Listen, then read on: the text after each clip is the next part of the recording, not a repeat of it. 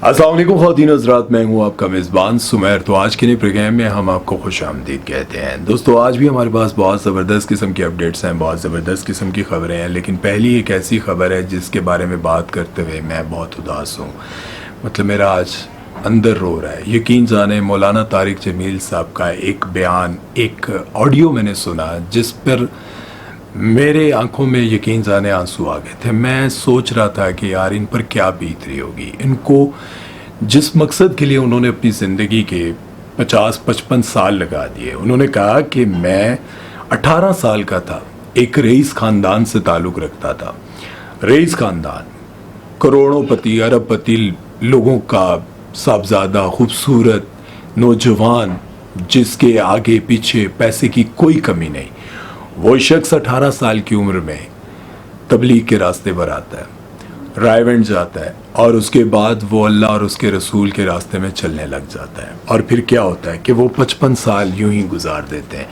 55 साल के बाद मौलाना तारिक जमील साहब को कहा जाता है कि आज के बाद आप तबलीगी जमात का हिस्सा नहीं हैं।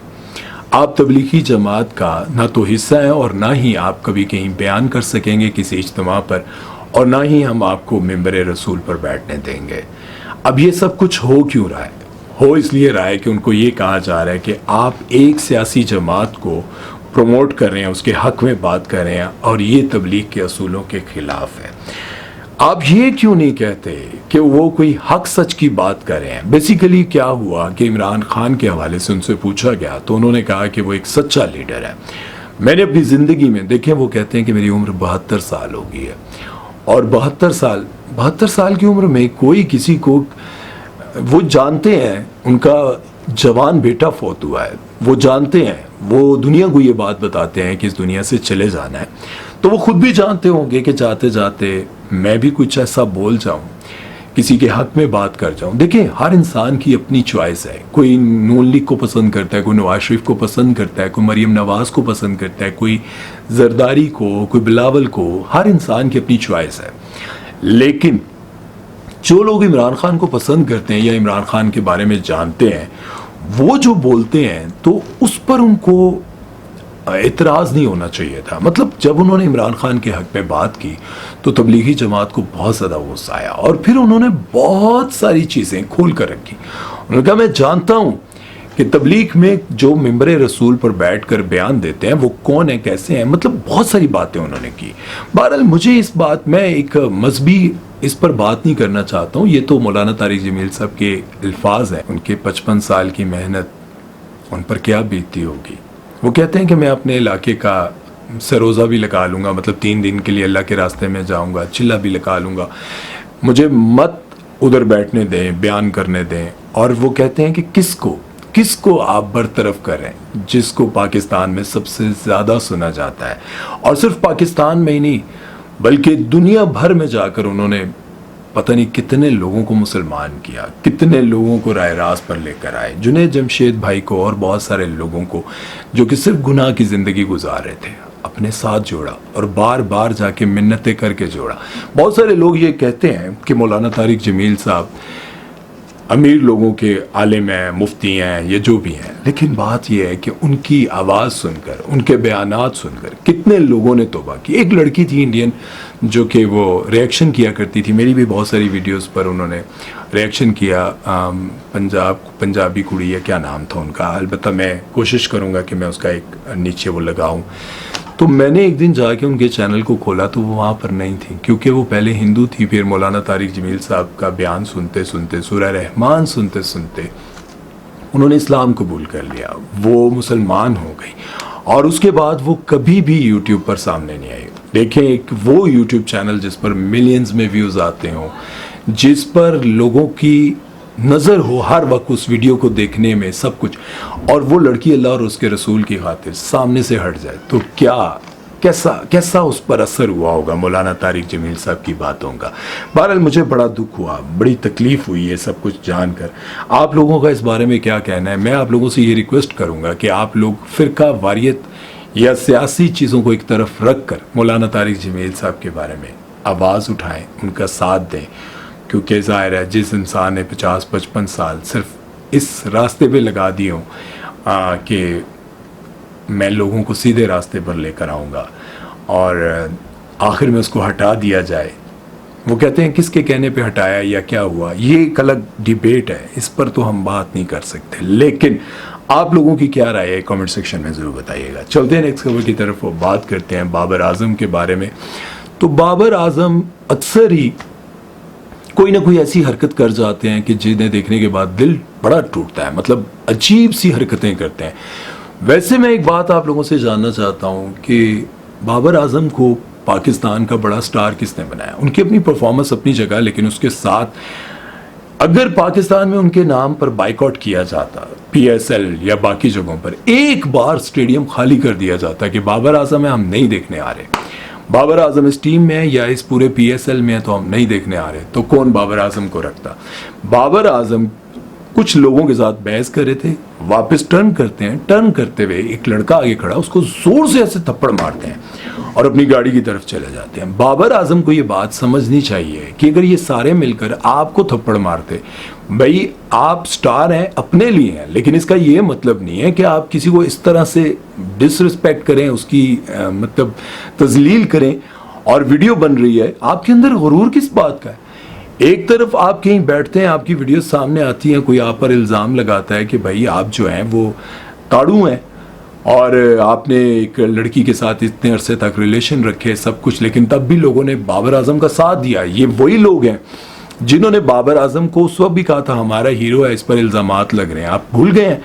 और उसके बाद अभी कुछ दिन पहले आप एक एक्ट्रेस या एक मॉडल के साथ बैठे हुए थे, आप उसको यूं यूं करके ऐसे ऐसे करके ताड़ रहे थे, और उस वक्त भी लोगों ने आपका साथ दिया कि बाबर आजम खुद बहुत बड़ा स्टार है, खुद बहुत बड़ा स्टार है। हालांकि बहुत सारी एक्ट्रेस ये कह चुकी हैं कि हमारे क्रिकेटर्स हमें रात को जो है ना लेट नाइट DM करते हैं, मतलब पर्सनल लादा मैसेज, आहो तू बहुत सोहनी है, मेरे नाल फंस जा।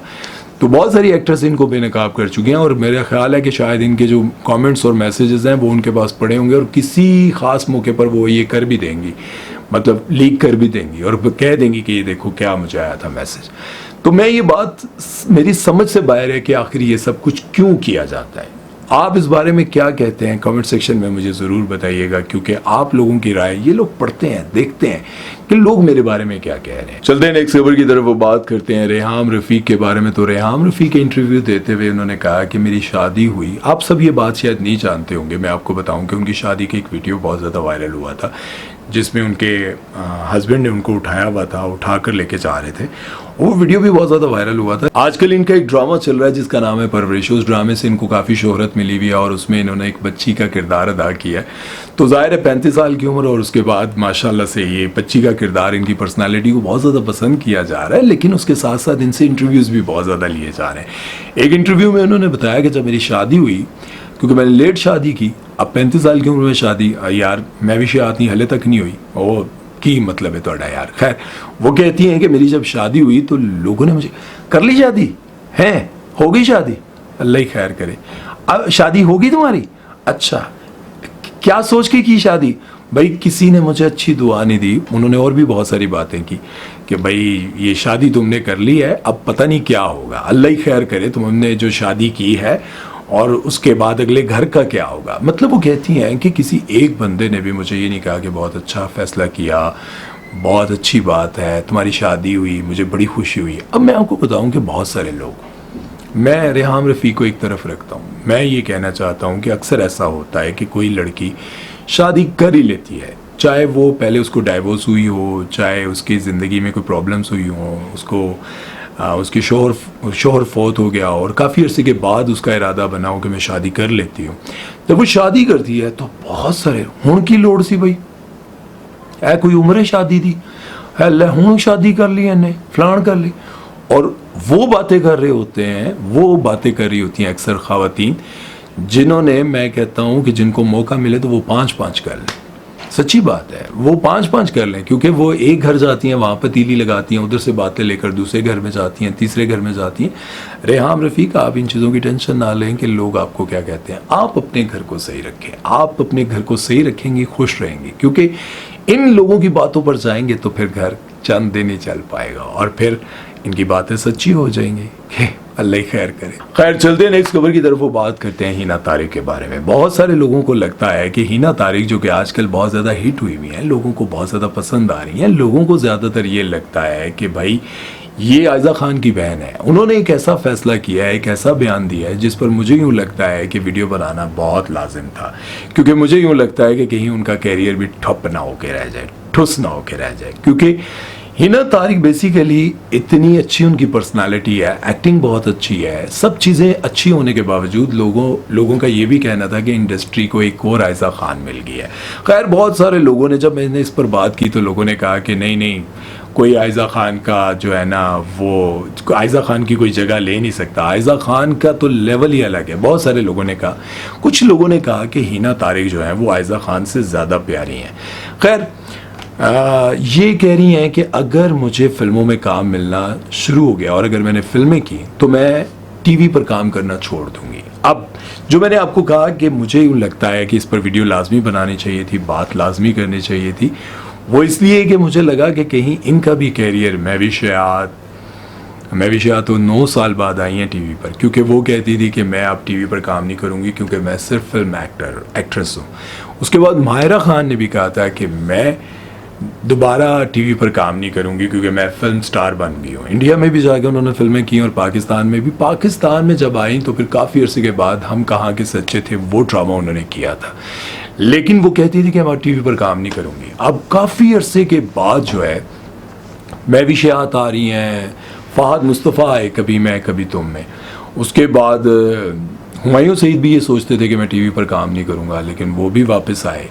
इसी तरह से बाकी जितनी एक्ट्रेस हैं ना वो भी आ रही हैं जिनको लगता था कि अब मैं फिल्म स्टार हूँ, क्योंकि पाकिस्तान में फिल्में बनती नहीं हैं।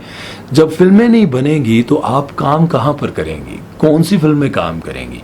आखिरकार आपको टीवी पर वापस आना पड़ेगा। तो इस तरह के बयानात ना दें कि आपको जो प्रोड्यूसर्स या डायरेक्टर कास्ट कर रहे हैं वो छोड़ ही दें। उन्होंने कहा कि यार इसको अगर हमने बड़ा स्टार बना ही दिया है तो इसने तो दोबारा कभी हमारे साथ काम ही नहीं करना, इसको एक फिल्म मिल गई तो इसने तो बिल्कुल छोड़ देना है। तो ये बात मैं आपको पहले ही समझाना चाहता हूँ हिना तारिक कि आप इस बात पर थोड़ा ध्यान दें और आइंदा ऐसा बयान ना दीजिएगा। मुझे यूँ लगता है कि अगर किसी डायरेक्टर ने, बड़े डायरेक्टर ने ये बात दिल में रख ली तो उसने अगर आपको कास्ट करना भी होगा तो नहीं करेगा, क्योंकि जितने बड़े स्टार्स हैं ना जिन्होंने ये कहा था उनको वापस टीवी पर ही आना पड़ा, क्योंकि हमारी इंडस्ट्री, फिल्म इंडस्ट्री तो बिल्कुल ठप है। हाँ, लेकिन ड्रामा इंडस्ट्री बहुत ऊपर है, बहुत ऊपर है। ड्रामे में काम करते रहे, हाँ अलबत्ता अल्लाह और उसके रसूल के लिए छोड़ कर जाएँ तो इससे अच्छी बात कोई और नहीं। बहरहाल आप लोगों को क्या लगता है कि इनको फिल्म स्टार बनना चाहिए या फिर ड्रामे में ही काम करना चाहिए, ड्रामा इंडस्ट्री में काम करना चाहिए? आप लोगों ने कमेंट सेक्शन में ज़रूर बताना। अब बात करते हैं जी अलीज़ा शाह के बारे में, जो कहती हैं कि मैं बचपन से ही छोटे कपड़े पहनती आ रही हूँ, निकर स्कर्ट सब कुछ, और अब भी पहनती हूँ। मेरी माँ ने मुझे कभी नहीं रोका, तो आप लोग कौन होते हैं मुझे रोकने वाले?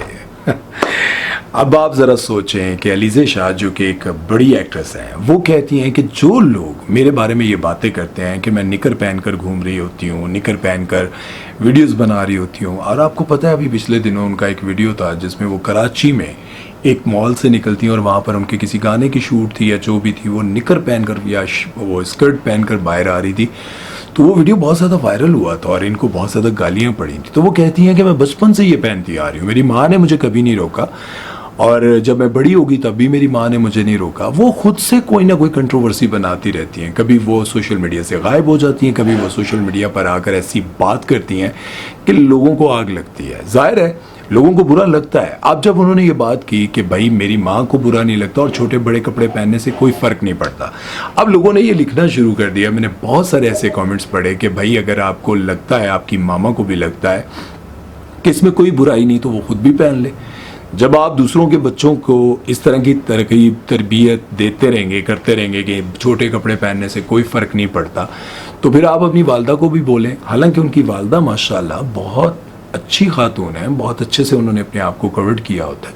बहुत ज़्यादा लोग इस तरह के कमेंट्स कर रहे हैं और अलीज़ा मैं समझता हूँ कि जानबूझकर अपने कैरियर की दुश्मन बनी है, क्योंकि देखें जितना अच्छा उन्होंने काम किया है, मैं तो उनके जब भी काम को देखता था और मैं कहता था यार बड़ी कमाल की एक्टिंग करती हैं, और ये थोड़े अरसे के बाद सबा कमर जैसी, मतलब इनका कैलिबर बन जाएगा। देखें सबा कमर का ज़ाहिर है एक कैलिबर है, हम माने ना माने, सबा कमर की एक्टिंग का कोई जोड़ नहीं है पाकिस्तान में। पाकिस्तान में सबा कमर जो एक्टिंग करती हैं वो कमाल की है।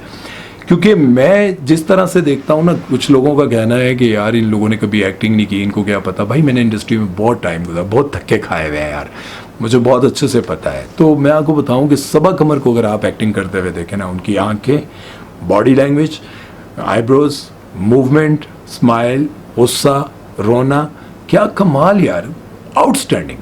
और ये नहीं कि सिर्फ मुझे ये पसंद है, उसके बाद हीरा मानिक भी अच्छी एक्टिंग करती हैं, उसके बाद माहिरा भी अच्छी करती हैं। लेकिन माहिरा का जो ओवर स्टाइल है ना, हाँ नहीं हाँ ये जो स्टाइल है ना, वो उससे मुझे लगता है कि वो बहुत ओवर। आमतौर पर वो जब बात कर रही होती है ऐसे नहीं करती, लेकिन जब वो इंटरव्यू दे रही होती हैं तो कहती हाँ दिस इज नॉट गुड। ये चीज़ें देख कर लगता है कि माहिरा जो है वो बहुत ज़रा ओवर मतलब OTT है। बहरहाल इस बारे में आप लोगों की क्या राय है? अभी फिर इस पर कोई बात करेगी कोई एक्ट्रेस फिर? वैसे तो वो कहीं काम कर नहीं रही लीजिए, लेकिन सोशल मीडिया पर उनका काम ये चलता रहेगा, कहीं ना कहीं वो बात करती रहेंगी। अभी खुद ही तो पिछले दिनों आपने कहा था बख्श दो मैनू, अल्लाह दा नाज है, मैं कोई सर्जरी नहीं करवाई। अब फिर आपने खुद ही कोई ना कोई ऐसी बात मार दी है कि अब इस पर डिस्कशन चलती रहेगी। बहरहाल इस बारे में आप लोगों की क्या राय है कमेंट सेक्शन में ज़रूर बताइएगा, और अपना बहुत सारा ख्याल रखिएगा, दुआओं में याद रखिएगा। कमी बेशी कुछ गलत बोल दूँ तो एक्ट्रेस, स्टार्स, इन सब से यार एक्सक्यूज़ करूँगा, क्योंकि यार देखें हम लोगों, मेरा कोई मकसद ऐसा नहीं होता कि मैं आप लोगों को ज़िंदा रखना चाहता हूँ, मतलब आप लोगों पर बात करता हूँ, आप लोगों की वही बात करता हूँ जो आप लोग पब्लिक में आके करते हैं। मेरे बहुत सारी एक्ट्रेस और बहुत सारे स्टार्स के बारे में पर्सनल बातें पता होती हैं, क्योंकि अब जितनी बातें मुझे पता होती हैं शायद ही बाकी लोगों को भी पता हो। मुझे इतनी बातें पता होती हैं लेकिन वो पर्सनल होती हैं, वो मैंने कभी आकर किसी के सामने नहीं की। मुझे पता है कि किसने क्या किया है, किसके साथ किया है, क्यों किया है और किसने। बहरहाल मैं उस पर कभी डिस्कस नहीं करता। क्यों? ये आपका जो है ना एक प्रोफेशनल काम है, ये जो मैं डिस्कशन कर रहा हूँ या कोई ख़बर आपको दे रहा हूँ, लेकिन किसी की पर्सनल लाइफ पे जाकर बात करना जो कि वो नहीं चाहते कि इस पर डिस्कस किया जाए, तो हम क्यों करें। बहरहाल इस बारे में आप लोगों की क्या राय है कमेंट सेक्शन में ज़रूर बताइएगा, और अपना बहुत सारा ख्याल रखिएगा, तो हमें याद रखिएगा। सुमैर चौधरी को दीजिए इजाज़त, अल्लाह हाफ़िज़।